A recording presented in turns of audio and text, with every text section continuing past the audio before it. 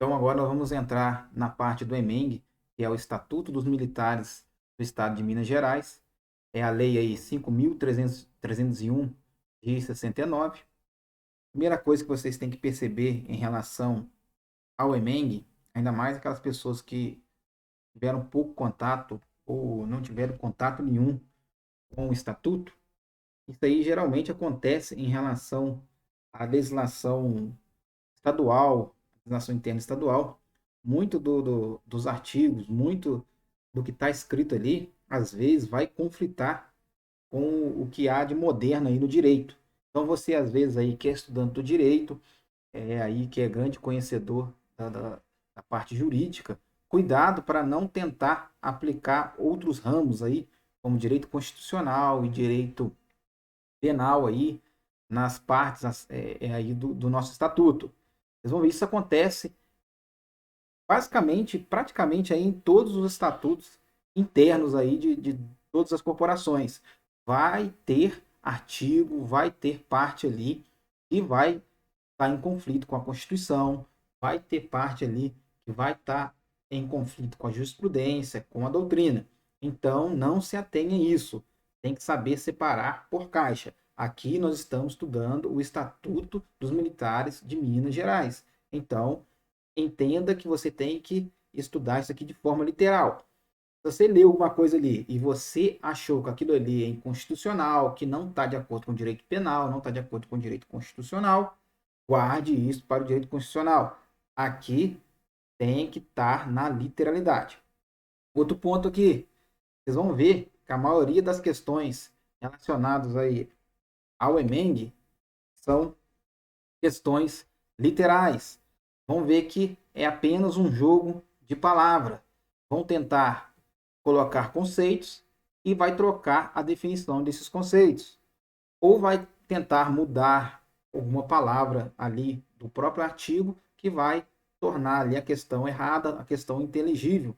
E você vai acabar confundindo. É isso que vai acontecer. Então, geralmente as questões da Polícia Militar são assim: ou eles vão pedir para você elencar e verificar se o item faz parte de um artigo, se faz parte de um conceito. É, outro ponto importante: o EMENG, juntamente com o Código de Ética, com o MAPA, a meu ver, são as legislações mais aprofundadas das questões da Polícia Militar, que é das questões de CRS. Pensa aí juntamente alguma parte ali do Código Penal Militar também, é muito cobrada e aprofundada. Então, eu sempre falo isso aí para o pessoal como eu estudo, eu sempre tenho um caderno para anotações de números. Você tem que ter um caderno para separar números, para qualquer tipo de número que aparecer durante as aulas, durante ali a leitura, você tem que anotar para depois você não se perder, porque, como eu falei, é aprofundado, eles vão mudar esses números e esses números às vezes são muito parecidos e vai trazer uma confusão e você não vai lembrar na hora da prova. Então separa esses números em um caderno. E mais importante também, você, além de separar os números, você tem que colocar os marcos temporais. Não adianta você saber o número, você tem que saber a partir de quando aquele número é contado. Isso aí é muito mais vinculado ao mapa, mas também tem aqui na parte do nosso EMENG. Então já vamos iniciar aqui, título 1 do pessoal da Polícia Militar. Outra coisa importante é você dividir, igual eu sempre falo, você dividir as coisas em caixinhas, você saber o que você está estudando. Então, você saber que está estudando o título 1 do pessoal da Polícia Militar e agora nós vamos estudar o capítulo 1, generalidades. Então, você saber que dentro de generalidades vai ter vários assuntos e são como se fossem gavetas dentro desses assuntos, para você, na hora da prova, você conseguir puxar pela memória. Então, primeiro artigo aqui, artigo 1º, os direitos, prerrogativas, deveres e responsabilidades dos militares do Estado regem-se por esse estatuto nos termos do artigo 39 da Constituição do Estado. A primeira coisa que vocês vão perceber é que o nosso estatuto ele é como se fosse um remendo de várias gerações.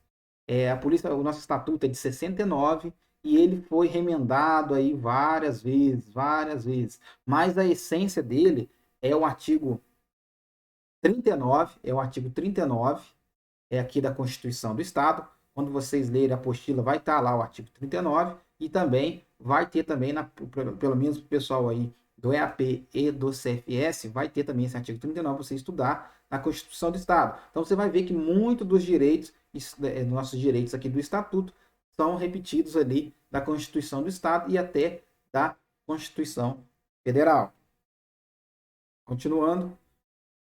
Então eu percebo, como eu falei para vocês, que nosso estatuto ele é muito remendado, ou seja, são várias gerações. Então ele, para pessoas às vezes ali que não tem conhecimento, tem pouco contato com essa norma, tem coisa ali que já foi revogada e não foi tirada.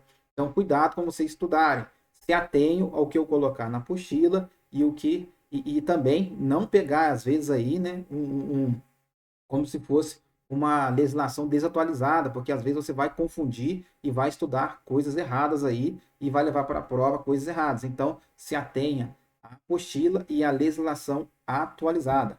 Artigo 2º. São militares do Estado, os integrantes da Polícia Militar e Bombeiro Militar.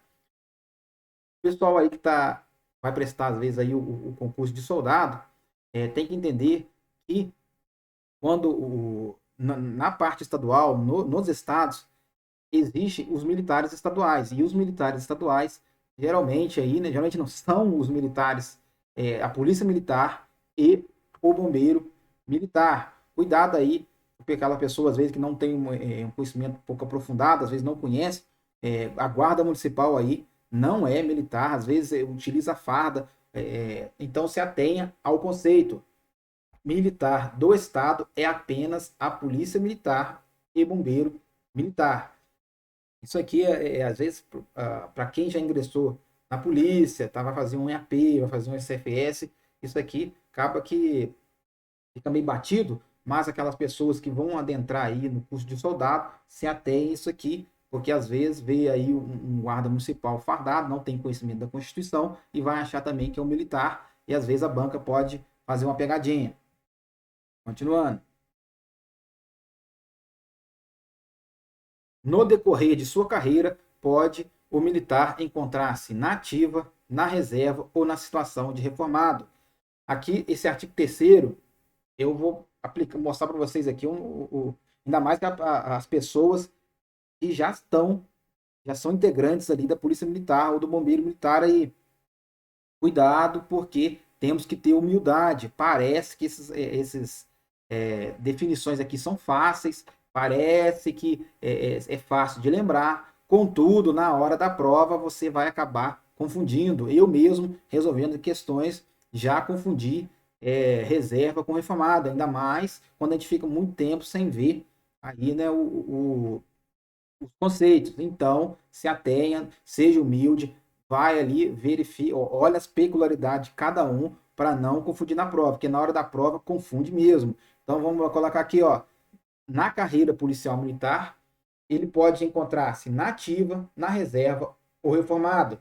Às vezes a banca vai colocar que a carreira do policial militar é só da ativa. Não, então não é. Nós sabemos que a carreira do policial militar ela é tanto da ativa, da reserva e reformada. Então, mesmo na reforma, mesmo na reserva, o policial militar vai estar aí na carreira policial militar. Então, o primeiro conceito, militar da ativa, é o que, ingressando na carreira policial militar, faz dela profissão até ser transferido para reserva, reformado ou excluído.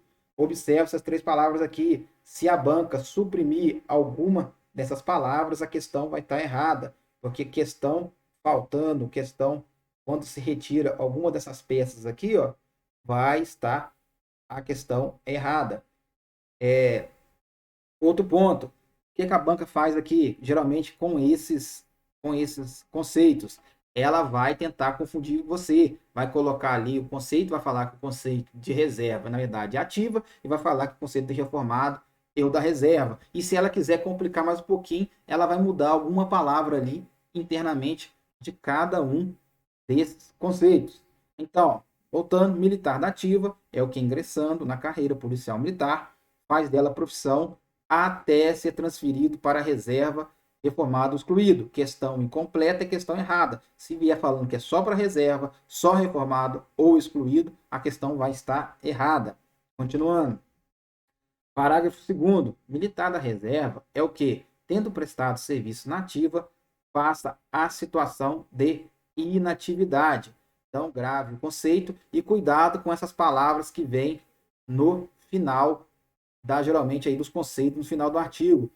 O nosso cérebro, ele trabalha com leitura dinâmica, ainda mais aquela pessoa que tem costume de ler, ela lê por bloco. Então, às vezes, seu cérebro vai bater o olho aqui e vai supor que está escrito inatividade, e na verdade não vai estar escrito, vai estar escrito atividade, e você vai errar a questão por falta de atenção. Então, preste muita atenção nessas palavras que vêm no final da frase. Então, da reserva. O que é o militar da reserva?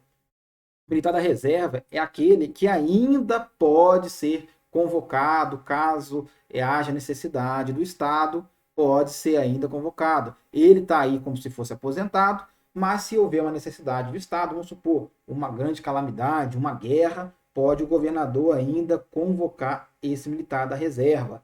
E o militar da reserva nossa é até 60 anos. A partir de 60 anos aí, ele vai ser reformado.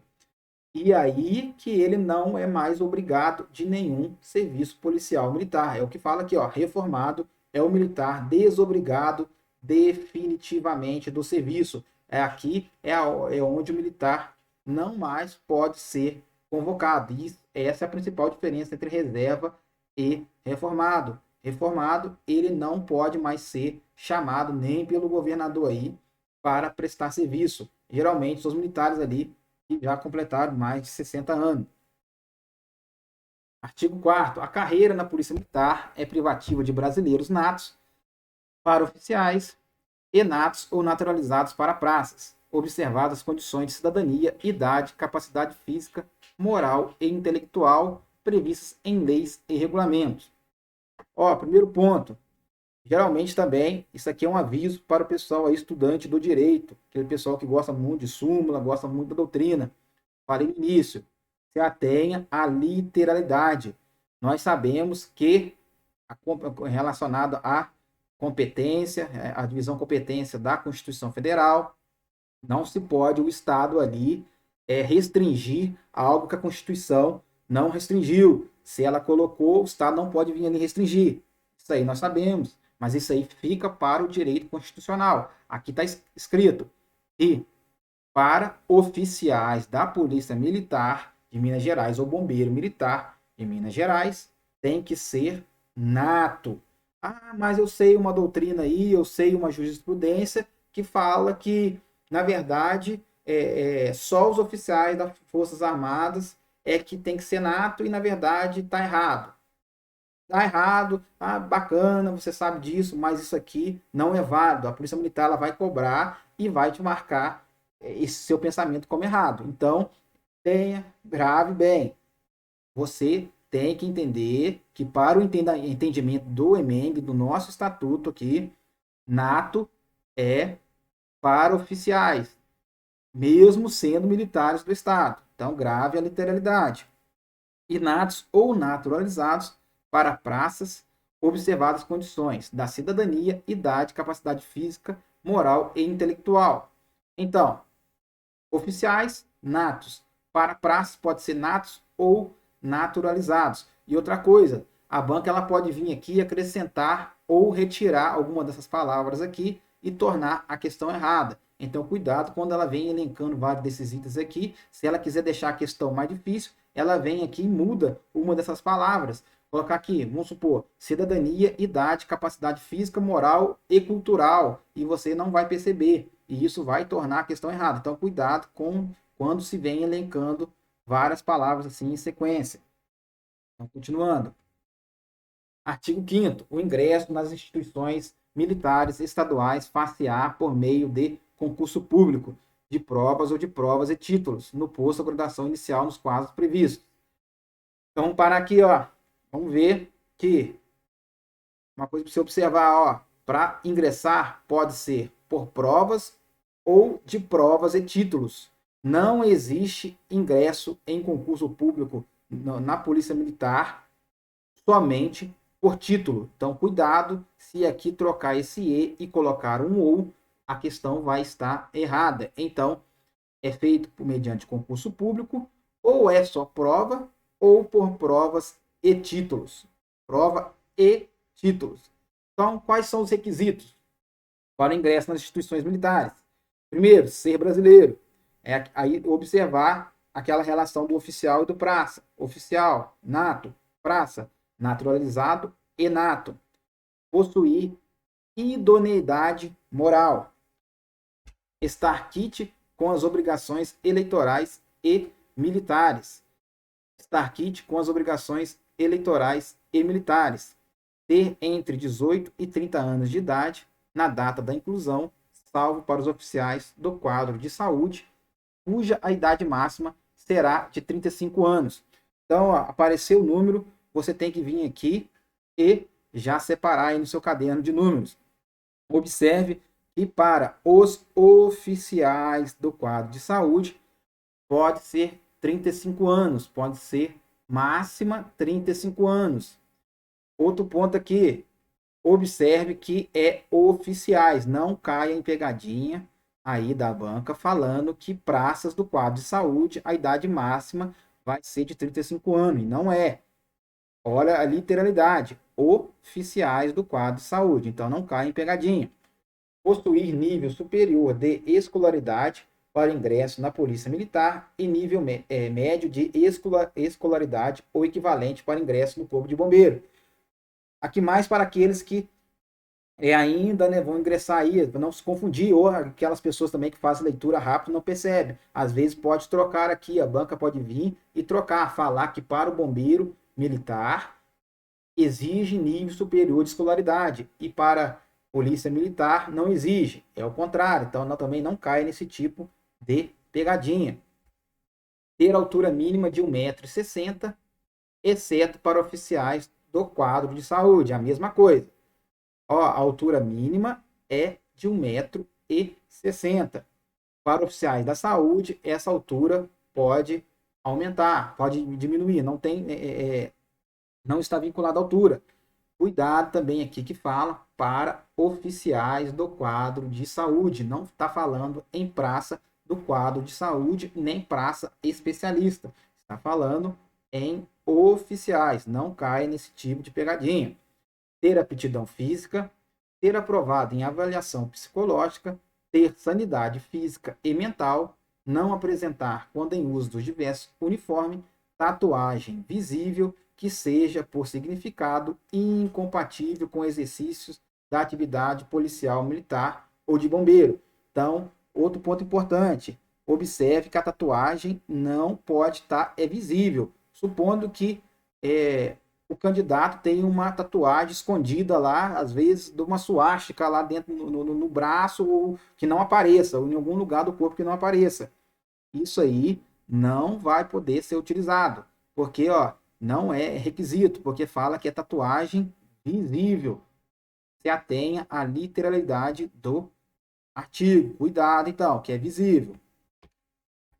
Para fins da comprovação da idoneidade moral, o candidato deverá apresentar certidões negativas de antecedentes criminais fornecidos pela Justiça Federal, Estadual e Militar, e não poderá estar indiciado em inquérito comum ou militar ou sendo processado criminalmente por crime doloso.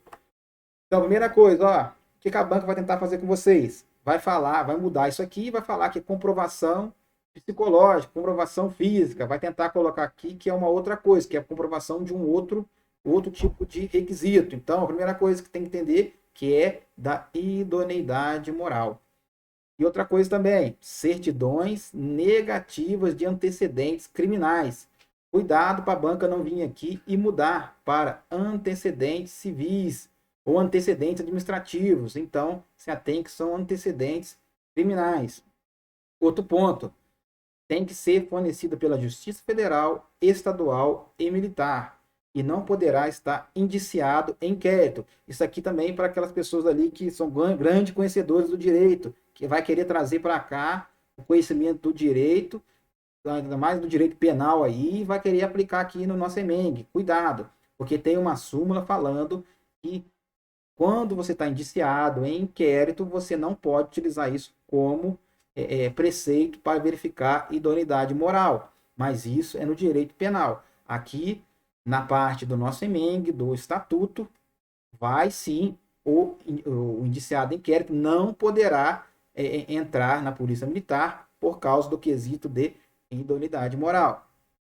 Outro ponto, não, o Gabanga vai poder fazer com vocês aqui, ó, indiciado em inquérito comum ou militar. Às vezes ele vai colocar aqui que é só inquérito comum, que é só inquérito militar. Ou vai falar que tem que estar indiciado em inquérito comum ou militar de crime doloso. De crime doloso. Então você não caia nessa também, porque ó, é indiciado em inquérito comum ou militar e ele não restringe aqui na frente, fala que é só isso. Não vem colocando doloso aqui, tá vendo? Ó, se vier indiciado em inquérito comum ou militar doloso, ela está ampliando o que o artigo está falando. Se estiver ampliando também o que o artigo está falando, a questão vai estar errada. Outro ponto, cuidado, sempre falo com essas palavras que vêm aqui no final. Nós trabalhamos com leitura dinâmica. Leitura dinâmica, você vai ler aqui rapidinho e vai chegar aqui no final, ele vai colocar um culposo aqui e acaba que você, com essa leitura dinâmica aí, não vai perceber e vai às vezes marcar a questão como certo e vai estar errado. Então, cuidado com essas palavras no final. Então, ó, esse parágrafo aqui, ele é muito rico em detalhes. Então, cuidado com tudo que foi falado. A aptidão física prevista no inciso 7º será comprovada perante comissão de avaliadores por meio de teste de capacitação física. Cuidado, que às vezes a banca vem cá e coloca que vai ser a aptidão física será por comissão de médicos, que será por comissão de qualquer outra coisa aí, e está escrito comissão de avaliadores, por meio de teste de capacitação física. O teste de capacitação física consistirá em provas, todas de caráter eliminatório e classificatório. Ó, cuidado, é eliminatório e classificatório. Cuidado com esse ezinho aqui, porque a banca vai colocar ou e vai colocar isso aqui de forma exclusiva e a questão vai ficar errada. Verificarão no mínimo. Cuidado para a banca também não vir aqui e colocar no máximo. Cuidado, às vezes você vai ler batido e não vai ver. A resistência aeróbica, a agilidade e a força muscular dos membros superiores e inferiores e do abdômen, de acordo com os padrões de condicionamento físico exigido para o exercício das funções atribuídas ao cargo.